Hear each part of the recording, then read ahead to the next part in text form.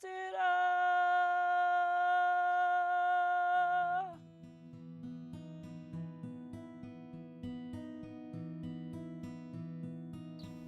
Ruapuha's original name was Tapuwae, but his name was changed when he was bitten by a mosquito.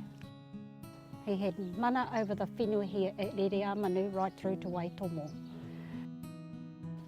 Ruapuha's wife, Taretonga, she died giving birth to their first child, Te Kapau Ngātahi. He was raised by the grandfather, Kahui Pangaro, on kahikatea fruit berries. Ruapuha lived in a pā just at the back of the papakainga o Te Atatū Tāpara, towards the west, known as the Tehe Pā. Below the pā, there was a pātuna, and that's how he actually provided kai for all his people. The pātuna that he inherited was from Maniapoto. Ruapuha was a person who was a great provider of kai, and he looked after his people well, and he was very, very kind to his people. Ruapuha died in battle warfare, and he is buried up at Te Kohanga Urupa, just above Rereamanu, with his children, Huiao, Parekauai, and Te Arataura.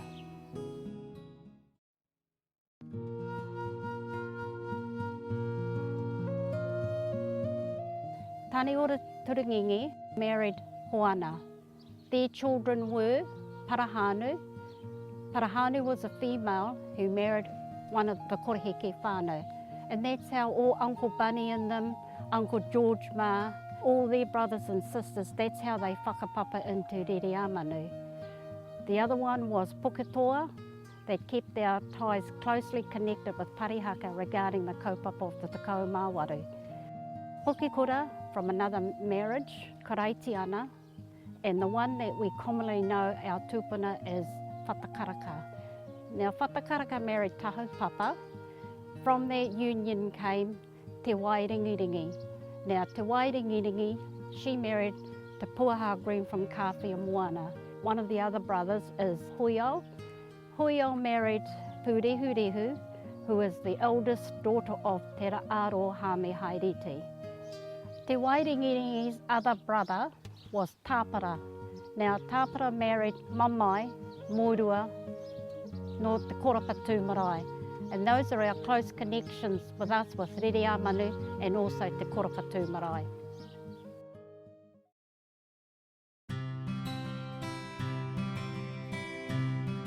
The area that we're in is the past settlement of Ruapuha. This is our #1 site of Rereamanu. Where did Rereamanu get its name? During a flood, they were surrounded by the water themselves, the people of that time, the early times, and they were wondering how to come across to the other side to dry land. And the karawa was sitting nearby listening to the commotion and watching the white heron picking up the eels and coming towards the dry side of the land. And he just says, "Me haere Rereamanu." We were brought up on both sides of this whenua. We had a bridge that was built by my dad. They built the bridge to take the stock across to the other side to pasture. Mum used to take us across the bridge, and she used to get us to rub this rock that was on the other side. And we used to ask her why we had to rub this rock. And she goes, it's because we used to have a site here for Rereamanu, our first site. And I looked over that way the other day, and there's no rock there at all, and just made me feel a little sad, just knowing that we used to cross over that side a lot.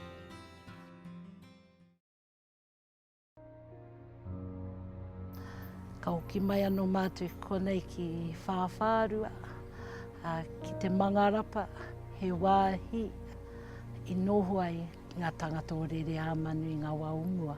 Mōhio mātou kei reira tonu a tahipapa.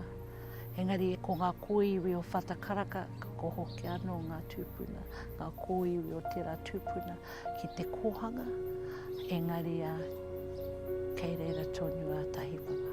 Ko tahipapa te te o ngā poehipi no Taupua. I ki mai e te o ngā tāngata kei a whatakaraka e rua ngā wahine, engari e kore. Ki mai e te i atu ka nā te tuahine tērā o tahi papa. Awa kapo te wahine. Haere ngā tahi rāua, i ngā wā katoa, mai te rawa taino atu ki tēnei wā tonu, moe anai, mātou, kei reira tonu, runga ki te whenua. Engari, kāre anō mātou e mohu o kei whea. Ruapuha's son, Huio, he lived at Te Awa o Tewha. He lived there with his family at that papakainga. He met a guy called Rangi Kaharuru. They gathered all the koiwi and they took it up to the urupa of Te Kohanga and buried them. And that was to actually stop the pigs uprooting all the koiwi. The Mangapū River flows past Ririā Manu Marae. In the olden days was a very good food source. That's where our tūpuna caught their eels and provided food for their people. Each tūpuna owned a pātuna. There were pātuna all along the Mangapū River, from the Mangokewa right through to where the Mangapū met the Waipa and Otarahonga. We were just brought up over the hill from Ririā Manu Marae. On our place we've actually got a swimming hole. It is surrounded by the old orchard, and that provided a food source for us when we were growing up. In the Mangapū River, we swam every day, so therefore it was part of my upbringing, along with my brothers and sisters. It also provided us kai. Not only tuna, we used to go diving all the time for kaio, also freshwater crayfish. Another thing we used to do in the Mangapū that we really loved was actually riding the horses in the water, particularly holding on to the tail as the horse rode downstream. The old kaota that used to be at Ririā Manu, the timber was actually taken up the coast from Parihaka to Kāwhia, and it was brought over by a horse and wagon. The timber was supposed to have been for Te Kumi Marae, but they did not accept it. So the timber was brought down here, and out of that timber our old kaota was built. The cookhouse side part of the kaota was named Haurua. The dining room side of the old kaota was named Tuirirangi. We used to cook on an open fire. Most wonderful kai that anybody could ever have was off the old open fire. It only could seat 60 persons, but boy, could we hold big huis down here. One of the things I want to talk about was the bell. When the bell was rung for a kai, everybody went for a kai. When the bell was rung for karakia, everybody knew they had to go to karakia. The person that rang the bell for us, that was the best ringer that we've ever had at Ririā Manu, is my cousin Don Tāpara. Boy, could he make that bell sing. That is something that Miriam and I have always grown up here at Ririā Manu, and that we miss is the uniqueness of our bell. When our new wharakai was opened in May 1990, at that time the whānau had to make a decision in what we were going to do with our old kaota. So therefore a delegation of Ririā Manu went to Parihaka and met with the kaumātua. Our whānau came back, and the kōrero that it was given was that it had to be buried. They did not want to see it pulled down and the timber burned. It was in Labour weekend 1990. We held our last kai hakere together as a whānau in the old kaota. Following that kai hakere, a hole was dug, the kaota was demolished and put in there and buried. It actually brought a lot of sadness to the family, because it was like a passing of a whole new era and walking into a new world. Ko te ingoa o tō tātou whare tūpana tutuatahi te kawau māro. Ko te kōro te kawau māro, I puta mai tēnā kōro I tō tātou tūpana, o manamania pato. E tangata toa tēnā, I āna wā, ko tēnā kōro te kawau maharo. tēnei mana wanu e rere ana i te rāngi. Ko te kakāki o te kawau maharo, ahe maharo tēnā. I ngā wae haere ana amanya pata ki te pākanga. Ka pēnei te kawau maharo, e haere pēnā ana. I muri i tēnā e kōrero anō. Ko te kōro te awhito i rongo ahau. Ka haere rātu ki te pākanga katoa. Ka haere rātu haere kotahi. Hawhe i tū mai. Ko te mea kotahi ka haere, ko te mea tuarua. Ka tai āwhiotia. Te hoere i waho. Ko tēnei te kōro. Kau e pakanga ki a mania poto. E kura taka i puni, e kawau māro.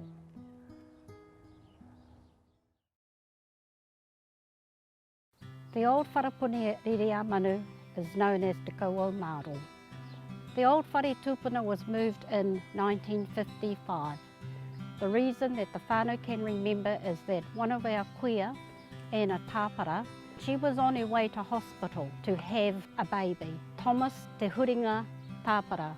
His middle name is known as Te Huringa in recognition of the moving of that whare Tūpuna the first time. It was moved down to where the new wharakai and the new whare Tūpuna now stands. It stood there for about 35 years. In the mid-1980s, one of our whānau, Tapuwae Davis, she was a trustee on the New Zealand Historical Trust. She came to the whānau and asked that it be registered accordingly. The whānau agreed with Tapuwae and it was done. Also at that time, we went through the process of having it renovated.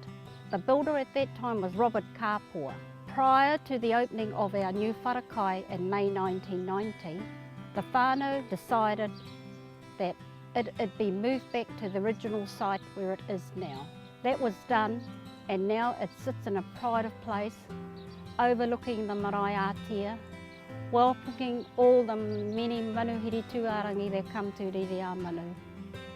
And the great thing about it, it is so close to where it originally stood prior to 1955. Ko pokero te poke i tū kaharawa ki muri ake te marae o Kaputui. Kaputui ki hanga atiki. Te ngā ingoa i mōhua ana me pāna ki te rā puke ko maungaroa. Te ngā ingoa hou tāngia ki te puke. Ai ki ngā kōrero he wāhi noho maniaputi ngā wāumua. Kei reira hoki tana pā ki mai ngā tūpuna e pā tino nui rā atu tērā. Ko kāka mōri a te wāhi i mate a maniapoto. He uru pā tērā, kei raro iho tērā i pokeroa. I te wā i mate ka tāngia tērā ingoa hangāti ki kei runga ki te whenua. Ko te ngā tāngata rangatira a mai ngā te haua, noho ki Waitonga, nāna tērā hei tiki i hanga. Nā runga nui tērā a ka kupota anō tērā ingoa hanga ātiki. Nā te mea i ngā wāo mua ko te ingoa te whenua nei ko te kaua. Haere tonu koe ki runga ki te rori, hanga ātiki, taia koe ki tērā pātawhito o tuirirangi rau ko kino haku. Ko te ingoa tērā ko ngā kurau. Ko kino haku, te tuahine o Maniapoto, he wahine kino ki te haku kai. Ki taku mōhio, ko tuirirangi no Aotea, ko tuirirangi haere koe ki Ririamanu i ki te koe tērā ingoa kei runga ki te wharekai.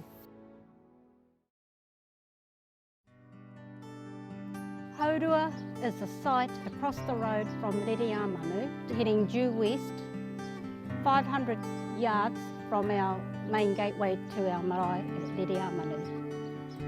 In 1856, there was a hui that was held at Pukawa, and that's where Potatau was asked to be the first Māori king. From that hui at Pukawa, he did not agree. His kōrero to the people was that before he makes the decisions, he will go back to his tuakana in Maniapoto and ask for their views. In 1857, a hui took place at Haurua, known as Tūpuna o te Roimata, the wellspring of tears. The tuakana he met with was our tūpuna of Maniapoto, Te Witini, Tūhoro, Te Kanawa, Taonui, Haupōkea and Hauāuru. It was then that Potatau agreed to become the first Māori king. Our kaumātua recognised that this event is very significant. So what they did is that they erected a kōhatu. The significance of the kōhatu at the entranceway of Rere Marae, it talks about the hui that took place across the road at the original Haurua site, when Potatau first agreed to become the first Māori king.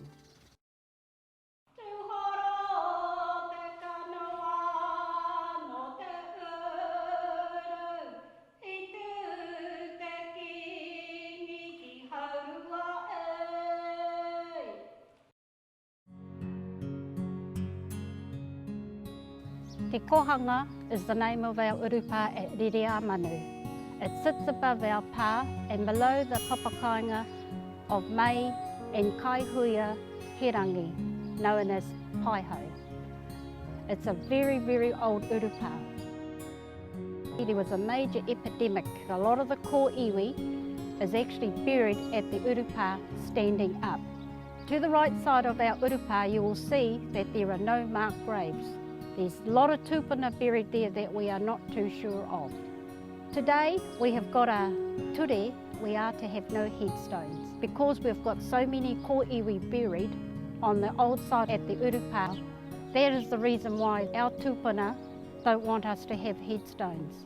Because their belief, our kaumātua is that when you go to that other place, we are all one. At Rere Manu, we do not have hora kōhatu or unveilings. What we do hold though after a year is we hold a hurito. We're allowed to put crosses there to retain the identity of our whānau that lay in our urupa, te kohanga.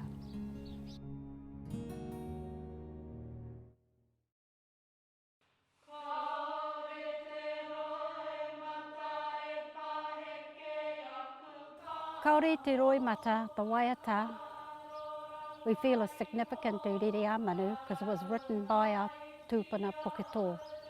Now Puketoa was our tūpuna that kept the kaupapa of the Tekau Māwaru going between Rere Manu and Parihaka.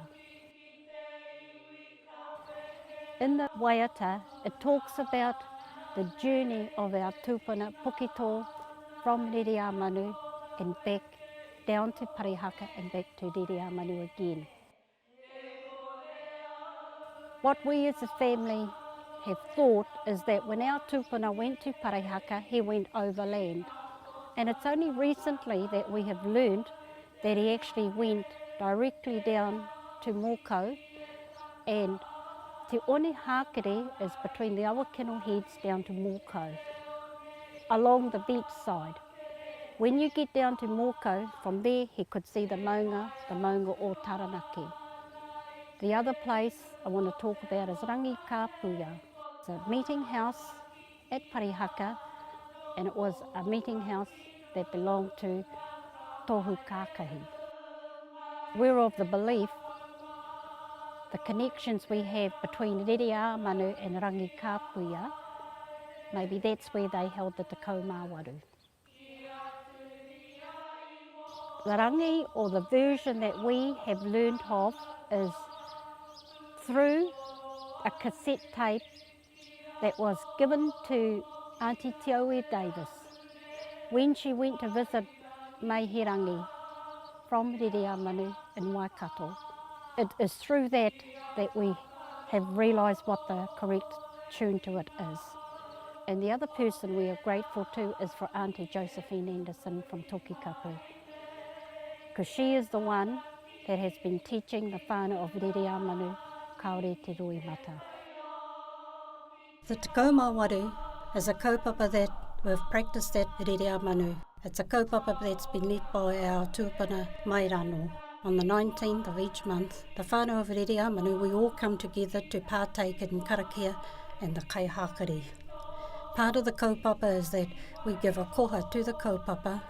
Part of that is retained for the costs for the following month, and the other part of the koha is retained. And when the kora neihana is due at Te Ranga Waiwai, the whānau collect all that money together and give a koha to the kingitanga in support of our Māori king, King Tuheitia. This is the allegiance that Rere Manu has to the kingitanga. The kaupapa of the Tekoma Waru originated from Parihaka in Taranaki by two of the prophets known as Whiti and Tohu, which is still being practiced today like we do at Rere Manu Marae. Our papakainga belonged to Atatu and Mihi Tāpara, and we had 4 families brought up in our home just above here. When we all lived together and we were happy. Like I said, we had cows and we had sheep and just enough to keep us going right through the winter and the summer. We were brought up on this whenua and across the way and at the marae. We were down here swimming most of the time and catching carp over the other side and helping at the marae. And we would take all the carp up to Nanny Mihi and she would cook them. But we only had them for a little while because Nanny used to tell us, just leave them there, waiho kirera, because they were a fish that had a lot of bones. But we caught them just to have fun. First time I ever knew Atatu, Tauni, Awati. We came to a picnic here. From Waterloo hung on the bus. But that's the first time I ever met them. I was only small. Uncle Moki was the mātāmu of the family. He married Te Hera, Waipaka Ehu. Her father was Tāne Tirorau. Iwi Kore, Pewty, May and them used to live up the hill there. We had Mara gardens everywhere. Mihi and Atatu, all Mara gardens everywhere. We grow all our food, watermelon, all those potatoes. We were young kids, we used to go and pick the watermelon out of somebody else's garden because the watermelon in their garden tastes better than our garden. And that was the life of children in those days. We had orchards and everything here. But it was good, we all helped each other. We went lazy in those days. We worked hard. We had to get up and chop the wood and all that, cook all the kai. Uncle Moki used to come and wake us up about 4 o'clock in the morning. We used to swim in the creek down there, no clothes on because we were only young kids. We used to haymake on the other side. There was a lot of kai here. Uncle Moki used to go to calf here, bring back all the matete from the sea. There was kai everywhere. We didn't starve in those days because everybody brought kai to the park. They all helped each other in those days. And that's what I'm talking about. Everything was good. When Atatu died, Atatu told Uncle Moki to take care of the pa, run the kaumawaru. He was good too because you weren't first to put any money into the place, it was up to yourself. And that's a good thing. But people used to pay, they used to pay for their kai, everybody used to pay for their kai. But to me, when you force and criticize people, well, it's wrong, because our Tūpuna never did that. But I remember one time, I was sitting with my father, and Uncle Moki pushed the price out to me and he said, put a shilling in. I said, I got no money. So my father stuck some money in for me. The kaumawaru was run good. There was no argument. You came here, you talked about all things. When you had a fee, you paid. If you didn't pay, well, they didn't say anything. It's up to them. They don't want to do it well. Don't say anything. Ko te aroa tēnā.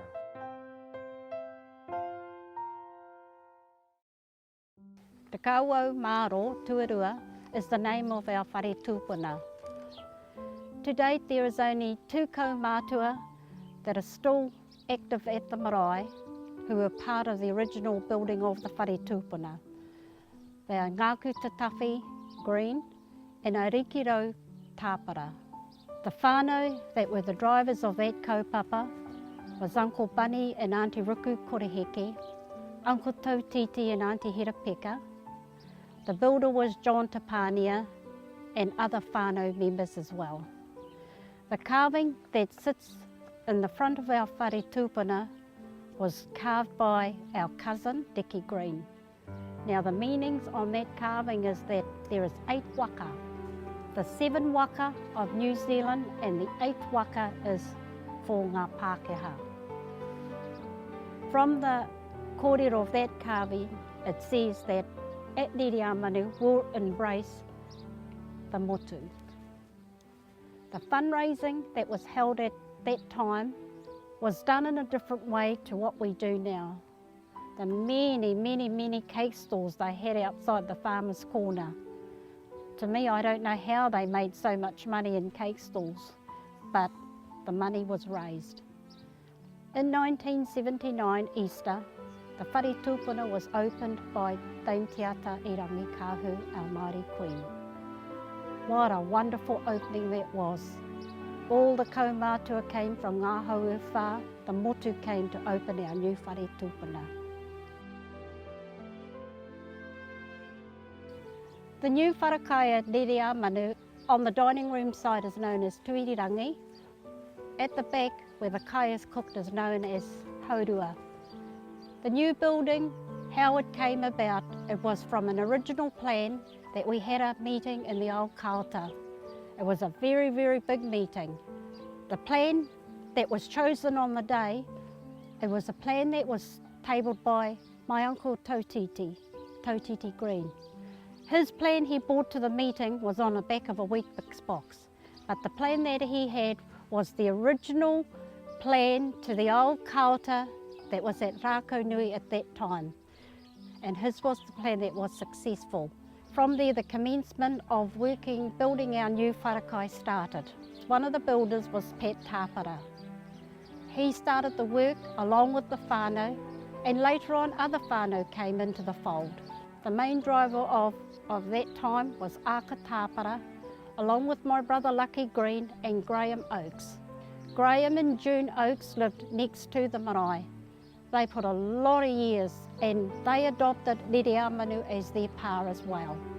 The women doing the fundraising, making sure that our housing was successful, was Pixie Tāpara, Tate Green, Bella Hotu, along with myself and Miriama Koreheke. Also at that time, there was an Auckland subcommittee that was set up, and that was ran by my auntie Potopoto along with Taufanga Tāpara. They did their own fundraising and then they sent the money back to us here at Neriamanu to pay for the cost of our new wharakai. At that time we were very successful with grants, and one of the biggest grants that we had received was from the Waikato Māori District Council. There was myself, Auntie Anna, Tony Davis. You had to go from marae to marae within Tainui Waka to support your application. If you never did that, your application was put down the bottom. We attended a hui over at Putaruru at a marae called Mangakeretu, and it was there that we were informed that we were successful in receiving our grant for $42,000. The other grants that we received was from MASPAC, from the Lottery Grants Board as well. While the building of the marae was taking place, there was a Māori Access carpentry course that was run by the Ngāti Maniapoto Marae Pack Trust. The tutor at that time was Patrick Carr, one of our whanaunga from Te Kauai Marae. They helped with the completion of the internal structure of the marae. After much hard work by all the whānau in completing our new wharakai, and along with that also our new ablution block, they were both open at the same time in May 1990 by the Minister of Māori Affairs, the Honourable Ruapuha, one of our local whanaunga here in Maniapoto. Tūpuna Toroe Matahui in 2009 was held in commemoration on behalf of Maniapoto's involvement with the 150 years of kingitanga. Rere Manu were the ones that hosted the big kaupapa, but it was driven by Maniapoto as an iwi. Our first steps was to set up a committee. When the committee was put in place, one of the first things we had to do was to find the original Haurua site. It was the readings on that kōhatu that it said at the bottom that it was 500 yards west. From there we went to the main entrance of that farm. That time was owned by a couple that had Clydesdale horses there. From there we went across the road and then we looked down into the gully. As we looked down into the gully, we saw a big kōhatu. From that kōhatu we felt maybe that might be a tohu, it could be near. From there we went to the main entrance of that farm. When we got to the gateway, there was a triangle there. So from there we went down to that rock, and while we were looking at it, the wife came out. She came out to talk to us about a very special place that they have on their farm. That was something that she wanted to share with us. So from there we went up onto the actual site where she took us. When we walked past the puna, which was on our left-hand side, and we walked around through the gate and up on the left, we could feel the wairua of our tūpuna there, had been there. From there, the chairman, Nick, bought one of our kirimate, a kaumātua from Kāwhia Moana, John Puke, and he actually confirmed the site as being the original Haurua site by just putting his hand over the map. That's how the original Haurua site was found. Following that, Nick Te Whāngai and myself went to have an audience with King Tūheitia. Following our kōrero, he had given to Nick a flag. The flag that he gave was the flag of his mother's Te Araki Nui. At Rere Manu, we have never had a flag. We had no flagpole in which to fly the flag. But e ki ana Nick e pai ana, we will build a flagpole for Rere Manu. Nick said that he had a tōtara out of Kāwhia from Puriora Forest, and that was his gift to the marae. Nick called all the Maniapoto carvers together, and he also asked Dickie Green to be part of that kaupapa as well, because my cousin was also a master carver that was taught by Piri Tapu. Under the guidance of my cousin Dickie, the Maniapoto carvers came together and they carved a new flagpole for Rere Manu in our old whare tūpuna known as Te Kauaumaro. During that time, it was tapu for anybody to be part of that process. It was only for the eyes of the carvers. And in time to come, once it was completed, then it was going to be erected at Rere Manu to fly our new flag of Te Araki Nui. Dune Te Kanawa, along with his son Greg Te Kanawa, for the celebrations, made and erected a po made in stainless steel. And the name of this po is called Te Po o Potato. Once all the preparation was done for this big hui, we were ready for King Tūheitia and the motu to come and to be part of the celebrations with Maniapoto. And part of that celebrations was to unveil the po o Potato. That was held over on the original Haurua site. The po was then brought back to Rere Manu, and we were kaitiaki for that taonga until February 2015. The significance of us being kaitiaki was, prior to that, the po being returned to the Haurua site, was that we always flew Te Araki Nui's flag for whatever kaupapa there was. But in February 2015, on the day that the Pou was returned to the Haurua site, that was the last time that we got to see her flag fly. Since that hui, her flag has now been put to rest, and we are now flying King Tuheitia flag. Our marae Ririamanu's connection to the Waitomo glowworm caves is through our tūpuna known as Whatakaraka. Where in 1892 in the Native Land Court he was recognised as one of the original 14 owners and also one of the non-sellers in the glowworm caves, which was formerly known as the Hauturu East No. 1A, along with our other tūpuna known as Tāne Tinara Upataia, Te Aro Hamehairiti and Te Reo Toto Aihe. Sam Green, one of our kaumātua from Ririamanu, he was part of the working committee that pursued the Y51 claim and the return of the glowworm caves back to the original owners. He was also one of the first trustees on the Ruapuha Uekaha Hapū Trust. At Ririamanu, along with our other marauko marae around Waitomo, we also have that whakawhanaunga with schools that travel throughout the North Island that come and visit the glowworm caves and also stay at Ririamanu to have a cultural experience and also to get to know about the history and the whakapapa of Ririamanu, as well as visiting the Waitomo glowworm caves, a taonga that we're very proud of.